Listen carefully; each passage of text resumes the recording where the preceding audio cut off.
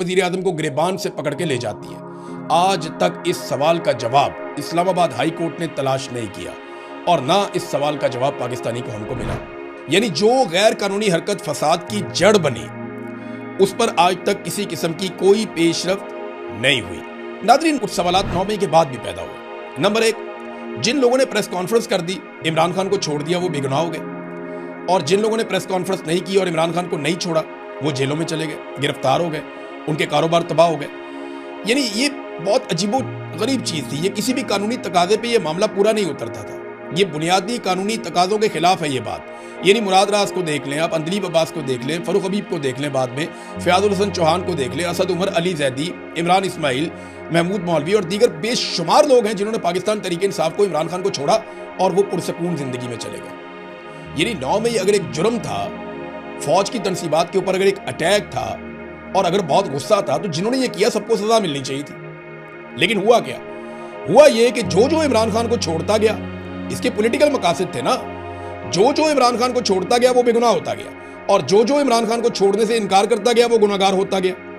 ये आप आईजी पंजाब जो उस वक्त का था, उसकी अगर आप बात सुने तो ये एक चार्ट दिखा रहा है, देखें आईजी, ये देखें आप। अब ये आईजी जो चार्ट दिखा रहा है, इसमें मुराद रास है नीचे। मुराद रास ने काफी कॉल्स की हुई है। मुराद रास जो है वो मरकजी मुलजिम था, लेकिन मुराद रास ने प्रेस कॉन्फ्रेंस की, इमरान खान को छोड़ा, पाकिस्तान तहरीक इंसाफ को खैराबाद का। मुराद रास को एक दिन भी किसी तकलीफ में नहीं जाना पड़ा, वो बच गया। अंदलीब अब्बास और यास्मीन राशिद एक ही गाड़ी में थे, इकट्ठे थे, एक साथ जा रहे थे। अंदलीब अब्बास बेगुनाह है, उनके ऊपर कोई मुकदमा नहीं, एक दिन भी जेल में नहीं रही। यास्मीन राशिद साहिबा जो है वो जेल के अंदर बंद है तब से लेके अब तक। 70 साल से जायद उम्र की खातून है और कैंसर की सर्वाइवर, इसके बावजूद वो इस तकलीफ को बर्दाश्त कर रहे हैं। तो मामला ये नहीं था कि 9 मई में जुर्म किसने किया, मामला ये था कि इमरान खान के साथ कौन खड़ा होगा और इमरान खान के साथ कौन नहीं खड़ा होगा। दूसरा एक बड़ा सवाल ये पैदा होता है कि 9 मई के मामलात में वो शख्स जो पहले से गिरफ्तार था, मन घड़त तरीके से उसको सरगना बना दिया गया या सारा मलबा उस पर डाल दिया गया। कैसे? पुलिस वाला आता है, वो कहता है, गवाही देता है अदालत में कि जनाब मैं इमरान खान के घर घुस गया और मैं उस ड्राइंग रूम में चला गया जहां इमरान खान साहब मुशावरत कर रहे थे, और मैं मेज़ के नीचे छुप गया। कभी कहता है सोफे के नीचे छुप गया। अब ये पुलिस वालों के इस नौयत के स्टेटमेंट है।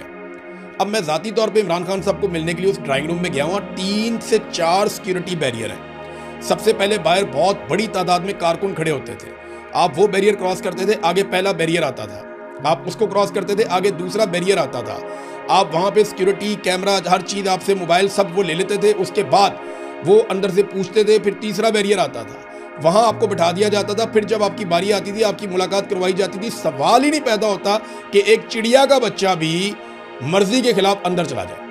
और वो पुलिस वाला कहता है मैं सलमानी टोपी पहन के अंदर चला गया और मैं जाके मेज़ के नीचे घुस गया। वो छोटी सी मेज़ है 2 फुट की, वो मेज़ ले जाके अदालत में रखनी चाहिए, इसको बोलो नीचे घुसेज के। वो मेज़ आपने देखी है जिसके ऊपर इमरान खान साहब लात रख के बैठे होते थे, वो उस मेज़ के नीचे घुस गया पुलिस वाला, और उसने ये दावा किया कि जनाब मैंने ये सारी साजिश सुनी है। ये एक बहुत बड़ा सवाल पैदा हुआ कि ये कैसे हो सकता है। नंबर 3, एक ही शख्स एक वक्त में एक ही शहर में मौजूद हो सकता है ना, एक ही जगह पे मौजूद हो सकता है, लेकिन यहां 9 मई में एक बहुत बड़ी गलती सरकार ने ये की, एक तो सैकड़ों मुकदमा दर्ज कर दिए और एक एक आदमी पे एक एक वक्त में कई शहरों में मुकदमा दर्ज कर दिए। यानी शाह महमूद कुरैशी साहब पर 6 मुकदमा दर्ज किए गए, 6 अलग अलग जगहों पे। यास्मीन राशिद के साथ ये किया गया, उमर अयूब साहब के साथ ये किया गया, शिबली फराज, जरताज गुल, एजाज चौधरी, महमूद रशीद, उमर सरफराज चीमा, हमाद अजहर, मुराद सईद, शहबाज गिल, जुल्फी बुखारी, ये दोनों पाकिस्तान से बाहर थे, इन पे पाकिस्तान में कई मुकदमा दर्ज हो गए। आलिया हमजा, सनम जावेद, ये एक जगह पे थे लेकिन इनके ऊपर डिफरेंट शहरों में अलग अलग जगहों पे मुकदमे दर्ज कर दिए गए कि ये वहां पे भी तबाही फैला रहे हैं, वहां पे भी तबाही फैला रहे हैं, वहां पे भी तबाही फैला रहे हैं। How is it possible? क्या ये मुमकिन है? ये किसी जुरिस्प्रूडेंस पे आप साबित नहीं कर सकते, ये पॉसिबल नहीं है। आप क्रिमिनल लॉ के ये बात खिलाफ है, लेकिन इस किस्म के मुकदमा बनाए गए जिससे एक बहुत बड़ा सवाल पैदा हो गया। चौथा एक बहुत बड़ा सवाल पैदा हुआ कि जजेस के ऊपर शदीद तरीन दबाव डाला गया 9 मई के मुकदमात में लोगों को फिक्स करने के लिए। मियाँ वाली में 9 मई के मुकदमात में एक जज साहब थे मोहम्मद अब्बास। ISI वालों ने फैसला जब वो देने वाले थे तो उनसे मिलने की ख्वाहिश का इजहार किया, उन्होंने इनकार कर दिया, तो जज साहब और उनकी फैमिली को धमकाया गया। जज साहब ये बात रिपोर्ट करते रहे, घर का गैस का मीटर उड़ा दिया गया, जाली बिल भिजवाए गए, अहले खाना को सवालनामे में भिजवाए गए। अदालत के बाहर फायरिंग से ट्रांसफार्मर एक उड़ा दिया गया और जिस दिन जज साहब ने फैसला करना था उस दिन अदालत की नाकाबंदी करके रास्ते ही बंद कर दिए गए। मगर फिर भी जज मोहम्मद अब्बास साहब ने इंसाफ कर दिया। तो जजों पे बहुत दबाव डाला गया। लाहौर हाई कोर्ट के चीफ जस्टिस मलिक शहजाद को उन्हें तब्दील कर दिया गया, मलिक शहजाद खान को, यानी वो बात नहीं मान रहे थे, वो कंट्रोल नहीं हो रहे थे, उनको तब्दील कर दिया गया। फिर बहुत सारे मनपसंद जजों को लाकर मनपसंद सजाएं सुनवाई गई। एक जज ने खुद ये स्टेटमेंट दिया था कि एमएनए अहमद चट्टा, राणा बिलाल आजाद, इनके हवाले से उन्होंने बताया एमएनए शफकत ऐवान को, जो वकील हैं, कि ये तो दोनों बरी हैं, इनका तो कोई कसूर ही नहीं है, इन पर तो बहस ही ना करें आप, लेकिन उसके बावजूद फिर सजाएं हुई। पांचवी चीज जो सबसे इंपॉर्टेंट है, इमरान खान साहब ने बार बार ये ऑफर की और बार बार ये मुतालबा किया कि 9 मई की एक गैर जानिबदाराना इंक्वायरी करवाई जाए, लेकिन इस ऑफर को आज तक संजीदा क्यों नहीं लिया गया? क्योंकि 9 मई करने वाले ये जानते थे कि जब भी इसके ऊपर गैर जानिबदार इंक्वायरी होगी तो पाकिस्तान तहरीक इंसाफ और इमरान खान साहब को उस तरह फिक्स नहीं किया जा सकेगा जैसे वो करना चाहते हैं। देखिए, पहला सवाल तो ये पैदा होगा कि जो लोग पाकिस्तान तहरीक इंसाफ को छोड़कर चले गए उनके मुकदमात क्यों खत्म हो गए?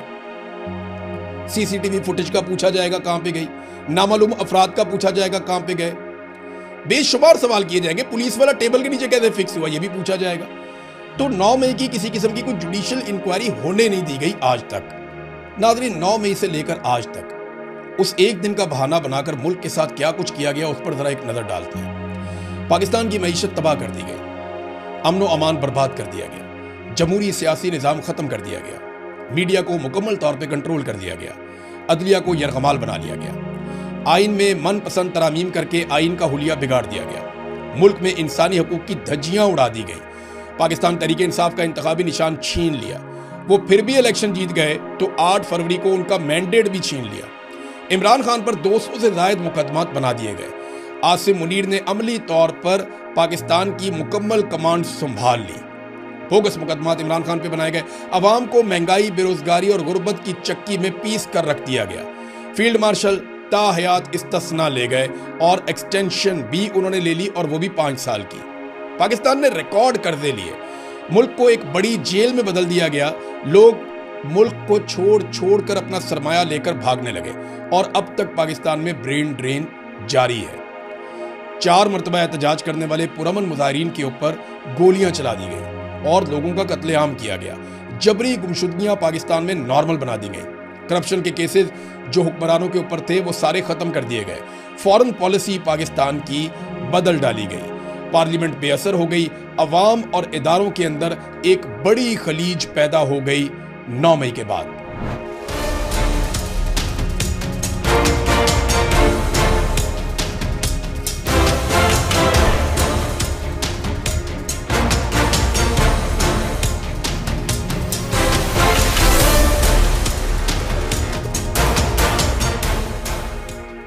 पाकिस्तान तहरीक इंसाफ से उसकी जीती हुई मखसूस नशिस्तें भी छीन ली गईं और ऐसे बांटी गई जैसे माले गनीमत बांटा जाता है। सिविलियंस को फौजी अदालतों से सजाएं दिलवाने वाला घिनौना काम किया गया जिसकी इजाजत किसी भी मुहज़्ज़ब मुआशरे में नहीं हो सकती। यानी जर्नैल कह रहे हैं कि ये हमारा गुनहगार है और कर्नल बैठा हुआ है जज की सीट पे, तो वो कैसे फैसला कर सकता है जर्नैल की मर्जी और मंशा के खिलाफ?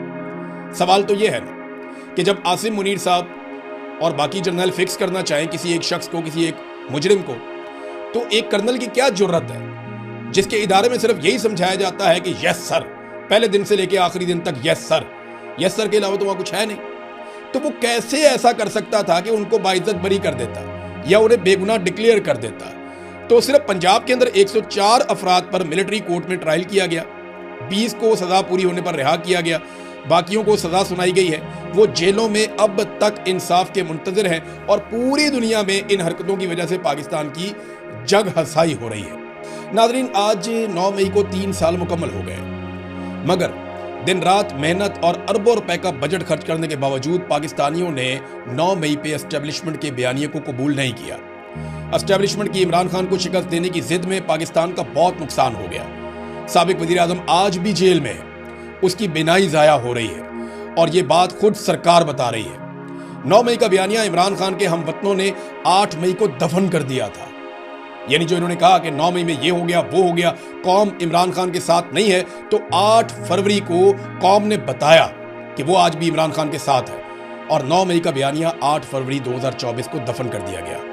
लोग आज भी पाकिस्तान के सबसे मकबूल लीडर की हमायत में खड़े हैं। वो आज भी सबसे मकबूल है।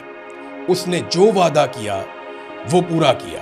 उसके अल्फाज अब भी पाकिस्तानियों के कानों में गूंजते हैं। मैं आखिरी सांस तक इस जुल्म के निजाम का मुकाबला करूंगा। टेलीफोन आता है जी, कुछ नाम नंबर से धमकियां देने के लिए, वापस धमकियां दो उनको। मैं आज तक कभी किसी के सामने झुका हूं और मेरे पाकिस्तानियों कभी किसी के सामने आपको नहीं झुकने दूंगा।